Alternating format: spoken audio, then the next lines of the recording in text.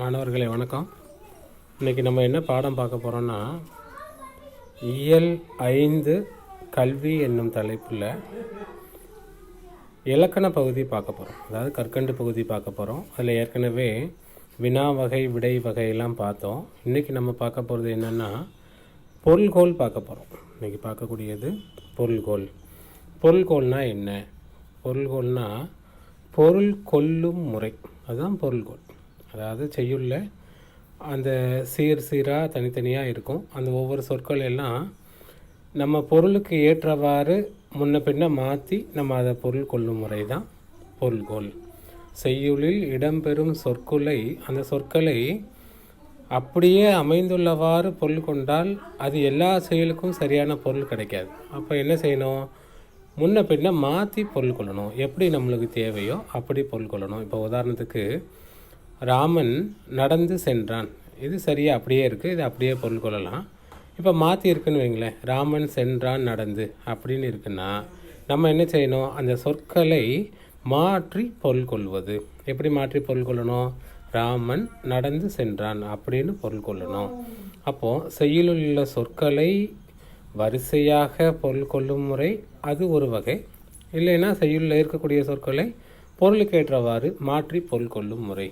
எப்படி வேணாலும் பரவாயில்ல, நம்மளுக்கு என்ன வரணும்? பொருள் வரணும். அப்போ செய்யுளில் இருக்கக்கூடிய சொற்களை பொருளுக்கு ஏற்றவாறு சேர்த்தோ அல்லது மாற்றியோ பொருள் கொள்ளும் முறைக்கு பொருள்கோள் என்று பெயர்.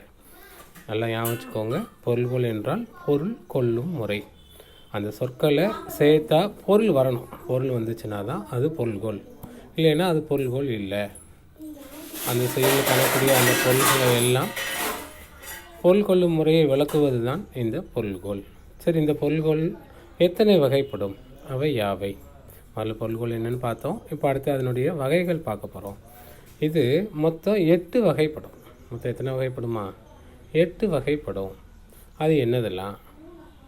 அது ஆற்று நீர் பொருள்கோள், மொழி மாற்று பொருள்கோள், நிரல் நிறை பொருள்கோள், வில் பூட்டு பொருள்கோள், தாப்பிசை பொருள்கோள், அலைமறி பாப்பு பொருள்கோள், கொண்டுகூட்டு பொருள்கோள், அடிமறி மாற்று பொருள்கோள் ஆகியன. மொத்தம் 8. 2 மார்க் கேள்வியில் கேட்பாங்க. பொருள்கோள் எத்தனை வகைப்படும், அவை யாவை கேட்பாங்க. அது என்னதெல்லாம்? ஆற்று நீர் பொருள்கோள், மொழி மாற்று பொருள்கோள், நிரல் நிறை பொருள்கோள், வில் பூட்டு பொருள்கோள், தாப்பிசை பொருள்கோள், அலைமறி பாப்பு பொருள்கோள், கொண்டுகூட்டு பொருள்கோள், அடிமறி மாற்று பொருள்கோள். சரி, இங்கே நம்மளுக்கு என்ன பாடமாக வச்சுருக்குறாங்க? ஆற்று நீர் பொருள்கோள், நிரல் நிறை பொருள்கோள், கொண்டுகூட்டு பொருள்கோள், இந்த 3 தான் பாடமாக வச்சுருக்குறாங்க.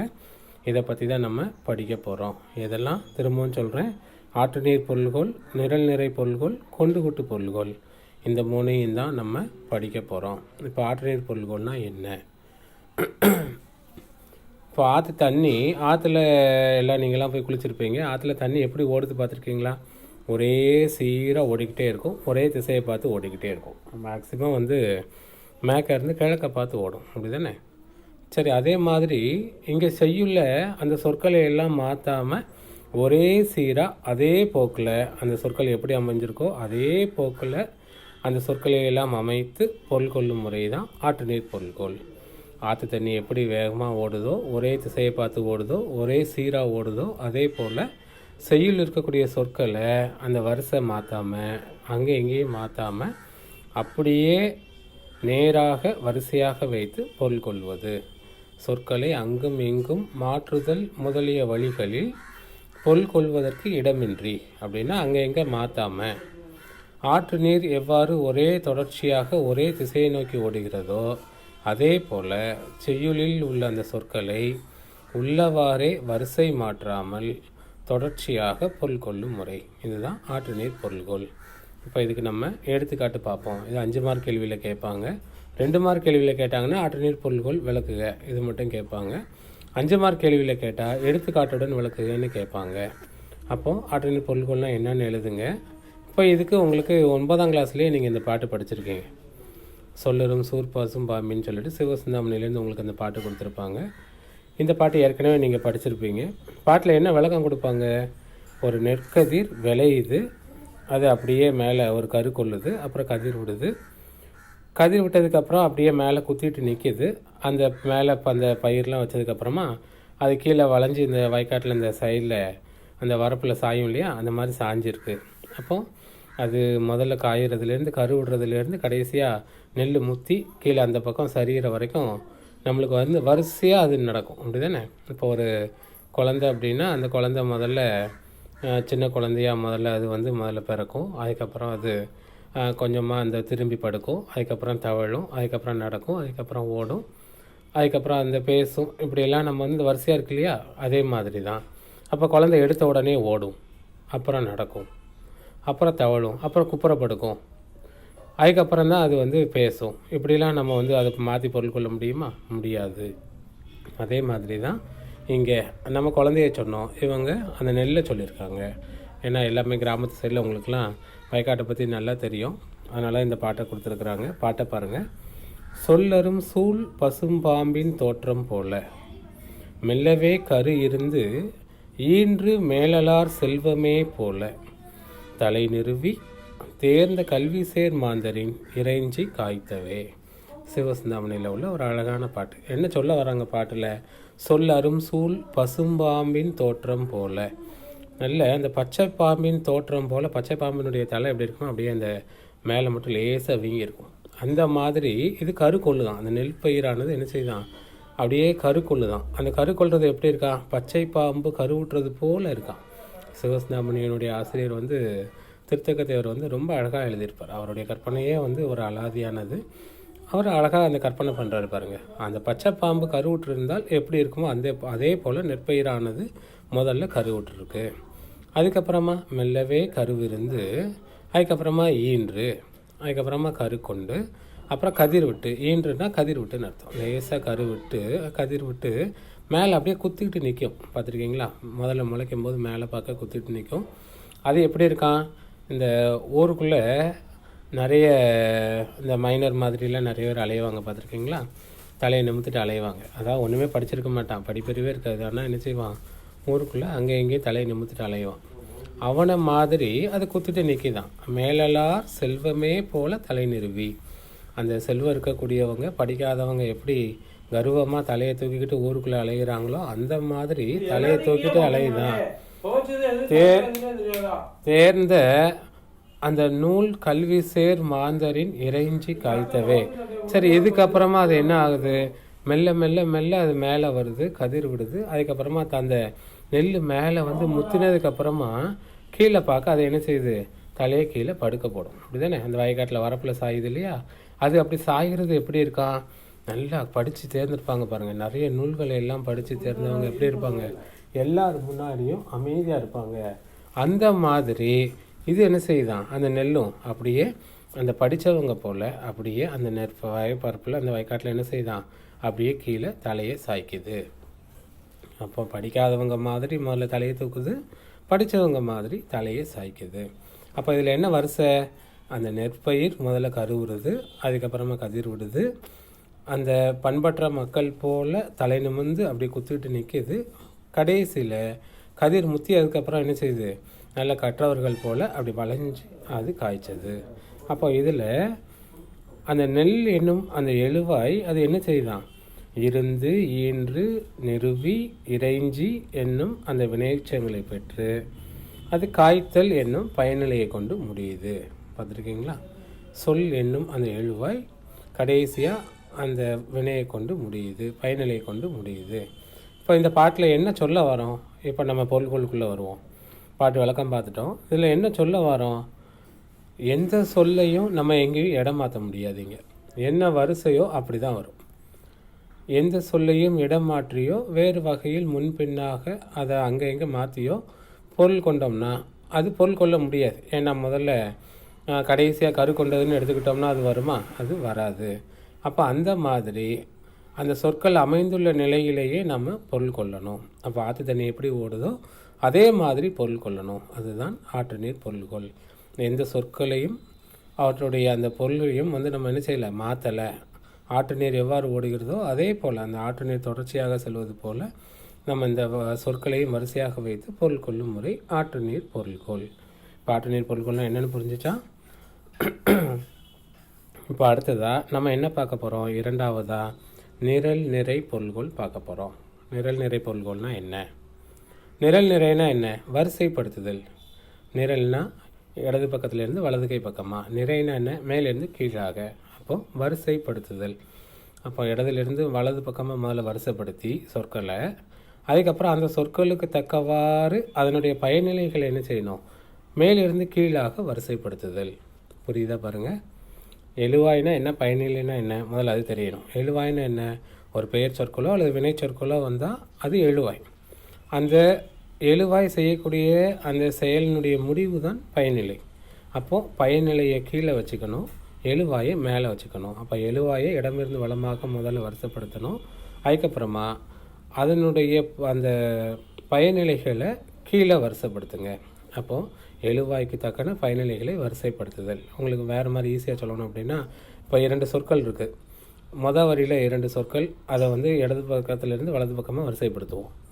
அப்போது பயனிலையை அதுக்கு அடுத்த வரியில் அந்த மேலே எப்படி 1, 2ன்னு சொற்களை வரிசைப்படுத்தினீங்களோ, கீழே உள்ள வரியில் அந்த மேலே உள்ளதுக்கு நேராக கீழே 1, 2ன்னு வரிசைப்படுத்தணும். இதுதான். மேலேருந்து கீழே பார்த்தா நிறை, இடமிருந்து வலம் பார்த்தா நிரல். அப்போ நிரல் நிறைனா என்ன? வரிசைப்படுத்துதல். சொற்களை முறை பெறலாமல் நிரல் நிறையாக அமைத்து, அதாவது வரிசையாக அமைத்து பொருள் கொள்ளும் முறை, அதுதான் நிரல் நிறை பொருள்கோள். இப்போ இந்த நிரல் நிறை பொருள்கோள் 2 வகைப்படும். நம்மளுக்கு 2 வகையும் கொடுத்துருக்காங்க. ஒன்று என்ன? முறை நிரல் நிறை பொருள்கோள். இன்னொன்று எதிர் நிரல் நிறை பொருள்கோள். சரி, ஒன்று ஒன்றா பார்ப்போம். முறை நிரல் நிறை பொருள்கோள்னால் என்ன? நம்ம அந்த எழுவாய்க்கு தக்கன பயனிலைகளை அதுக்கு நேராக வச்சு பொருள் கொள்ளும் முறை. செய்யுளில் எழுவாயாக அமையும் பெயர் சொற்களை, அதாவது அந்த பெயர் சொற்களை தான் எழுவாயாக வச்சுருக்கோம், அல்லது வினை சொற்களை முதல்ல வரிசையாக நிப்பாட்டணும். வரிசையாக நிறுத்திட்டு அவை ஏற்கும் பயனிலைகளை அந்த வரிசைப்படியே நிறுத்தி பொருள் கொள்ளுதல். சார் ஒன்றுமே புரியல. எடுத்துக்காட்டு பாருங்கள், உங்களுக்கு ஈஸியாக புரிஞ்சிடும். எடுத்துக்காட்டு பாருங்கள். இந்த திருக்குறள் உங்களுக்கு எல்லாருக்குமே தெரியும். அன்பும் அறனும் உடைத்தாயின் இல்வாழ்க்கை, பண்பும் பயனும் அது. ஒரு இல்வாழ்க்கையை பற்றி சொல்லக்கூடிய ஒரு அழகான திருக்குறள். முதல்ல இதுக்கு என்ன விளக்கம்? இல்வாழ்க்கையில் எப்படிலாம் வாழணும், இல்வாழ்க்கை எப்படி சந்தோஷமாக வாழணும், ஒரு இல்வாழ்க்கைனா என்ன அப்படின்னு நம்மளுக்கு திருவள்ளுவர் அழகாக சொல்கிறாரு. இல்வாழ்க்கையினுடைய பண்பு என்பது என்ன? இல்வாழ்க்கையில் பண்புனா என்ன குணம்? அப்போ இல்வாழ்க்கையில் பண்போடு வாழ்கிறதுனா என்ன? எல்லா உயிர்களிடத்திலும் அன்பு செய்து வாழுதல். திருக்குறளை பார்த்துட்டே வாங்க, புரியும். இல்வாழ்க்கையினுடைய பண்பு என்பது என்ன? எல்லா உயிர்களிடத்திலும் அன்பு செய்து வாழுதல். சரி, அடுத்ததான் இல்வாழ்க்கையினுடைய பயன் என்பது என்ன? எல்லா உயிர்களிடத்திலும் அந்த தான தர்மங்கள் உதவிகள் செய்து வாழுதல், அதுதான் அரண். அப்போ இல்வாழ்க்கையினுடைய பயன் என்பது அரண், இல்வாழ்க்கையினுடைய பண்பு என்பது அன்பு. இப்போ இங்கே என்ன பண்ணியிருக்கோம்? அந்த அன்பும் அரணும், இது எழுவாய், இதுதான் பெயர் சொற்கள். இந்த பெயர் சொற்களை மேலே என்ன செஞ்சிட்டோம்? மேலே வரிசைப்படுத்திட்டோம். இப்போ அதுக்கு உண்டான பயனிலைகள் என்ன செஞ்சுருக்கோம்? அடுத்த வரியில் அதுக்கு நேராக கீழே பண்பும் பயனும் அப்படின்னு வரிசைப்படுத்தியிருக்கோம். பாருங்கள், முதல் வரிசையில் அன்பு அரண் சொல்லியிருக்கோம், 2வது வரிசையில் பண்பு பயன் சொல்லியிருக்கோம். அப்போ ஒன்றுக்கு ஒன்று மேலே கீழே அழகாக வரிசைப்படுத்தி பொருள் கொள்ளுதல். முதல் வரிசையில் இருக்கக்கூடிய அன்போட பண்பையும், முதல் வரிசையில் இருக்கக்கூடிய அரணோட 2வது வரியில் இருக்கக்கூடிய பயனையும் சேர்த்து பொருள் கொள்ளணும். இதுதான் முறை மாற்றலை. அதுக்கு நேராக அன்புக்கு நேராக பண்பு, அரணுக்கு நேராக பயன். அப்போ முறை மாற்றாமல் இருக்கிறதுனால இது முறை நிரல் நிறை பொருள்கோள். வரிசையாக வைத்து பொருள் கொள்ளுதல். அன்பு இருந்தால் பண்பு இருக்கும் இல்வாழ்க்கையில் தான தர்மங்கள் இருந்தால் அதனுடைய பயனும் இருக்கும். நம்ம ஈஸியாக இப்படி ஞாபகம் வச்சுக்கோங்க. கீழேருந்து மேலே ஞாபகம் வச்சுக்கிட்டிங்கன்னா ஈஸியாக இருக்கும். இல்வாழ்க்கையினுடைய பண்பு என்பது அன்பு செய்து வாழுதல், இல்வாழ்க்கையினுடைய பயன் என்பது எல்லா உயிர்களிடத்திலும் அறம் செய்து வாழுதல், தான தர்மங்கள் செய்து வாழுதல். சரி, இப்போ முறை நிரல் நிறை பொருள்கோள். அடுத்து நம்ம என்ன பார்க்க போகிறோம்? எதிர் நிரல் நிறை பொருள்கோள். இதுனா என்ன? செய்யில் இருக்கக்கூடிய அந்த எழுவாய்களை எல்லாம் இதே மாதிரி தான் வரிசைப்படுத்தணும். அது ஏற்கும் பயனிலைகள் என்ன செஞ்சோம்? அங்கே முறை மாற்றாமல் வச்சோம் இல்லையா? இங்கே மாற்றி வைக்கணும். 2வது வரியில் அந்த வரிசையில் அந்த முதல் 2 சொற்களை மாற்றி வைத்து பொருள் கொள்ளுதல். இல்லைன்னா ஒரே வரிசையில் அப்படியே வச்சுட்டு மாற்றி பொருள் கொள்ளுதல்.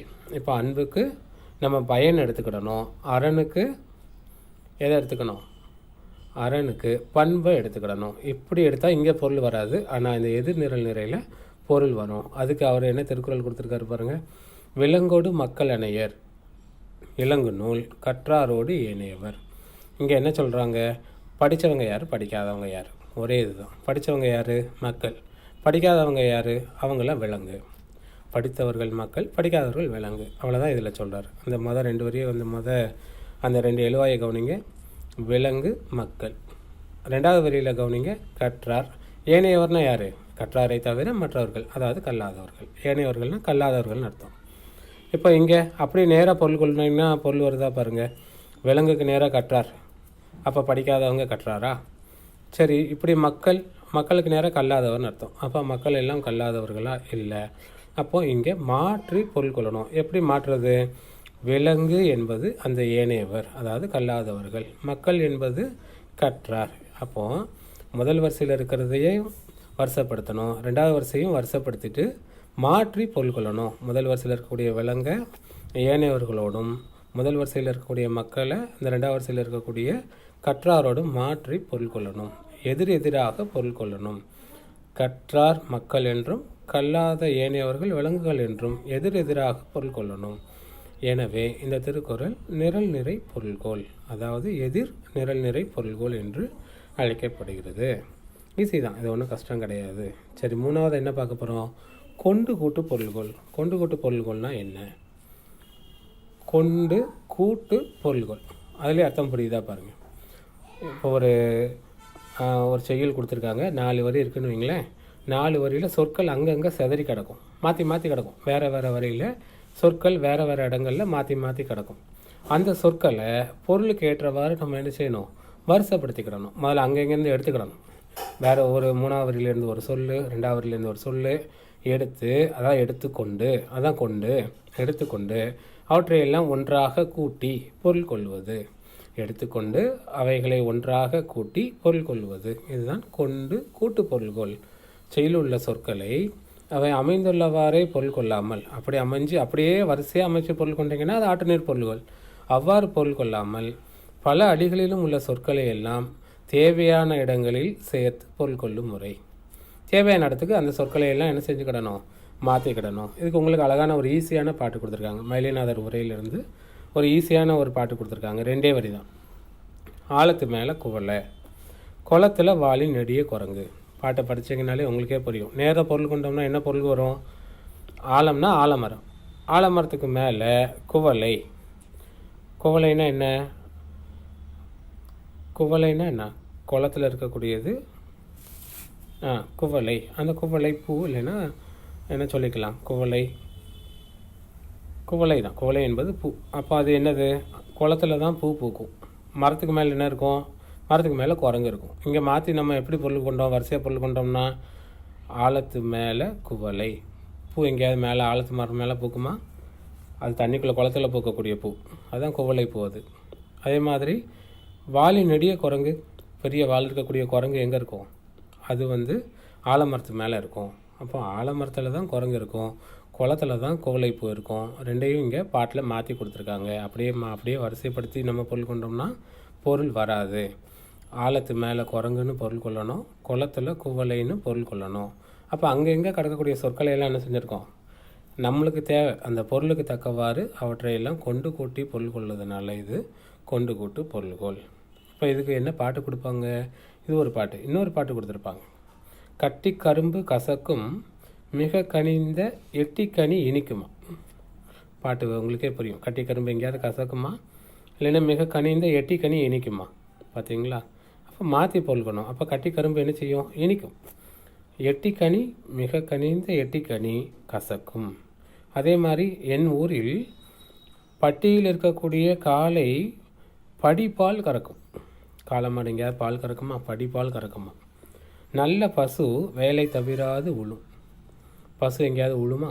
அப்போ இங்கே மாற்றி பொருள் கொள்ளணும். பட்டியில் உள்ள காளை மாடு என்ன செய்யும்? வேலை தவிராது உழும். பசுமாடு, நல்ல பசுமாடு படிப்பால் கறக்கும். அப்போது சொற்களை பொருளுக்கு ஏற்றவாறு மாற்றி பொருள் கொள்ளுதல். இதுதான் கொண்டு கூட்டு பொருள்கோள். சரி மாணவர்களே, கொண்டு கூட்டு பொருள்கோள் உங்களுக்கு புரிஞ்சிருக்கும். அங்கங்கே இருக்கக்கூடிய சதுரி கிடக்கக்கூடிய சொற்களை எடுத்து பொருள் கொள்ளும் முறை. அதே மாதிரி நிரல் நிறை பொருள்கள்னால் என்ன? வரிசைப்படுத்தி பொருள் கொள்ளும் முறை. ஆற்று நீர் பொருள்கள்னால் என்ன? அந்த ஆற்று நீர் எவ்வாறு ஓடுகிறதோ, தொடர்ச்சியாக ஓடுகிறதோ அதே போல் செயலில் உள்ள சொற்களை எல்லாம் அதே போக்கில் வரிசை மாறாமல் அப்படியே வைத்து பொருள் கொள்ளும் முறை. இந்த 3 பொருள்களும் தான் உங்களுக்கு பாடமாக கொடுத்துருக்குறாங்க. அது போக பொருள்கோள்னால் என்னென்னு 2 மார்க் கேள்வியில் கேட்பாங்க. இல்லைன்னா பொருள்களுடைய வகை, அவை 8 வகைப்படும், அவை யாவை அப்படின்னு சொல்லிட்டு அதையும் கேட்பாங்க. இதை படித்து வச்சுக்கோங்க. சரி மாணவர்களே, அடுத்த வகுப்பில் சந்திப்போமா? நன்றி.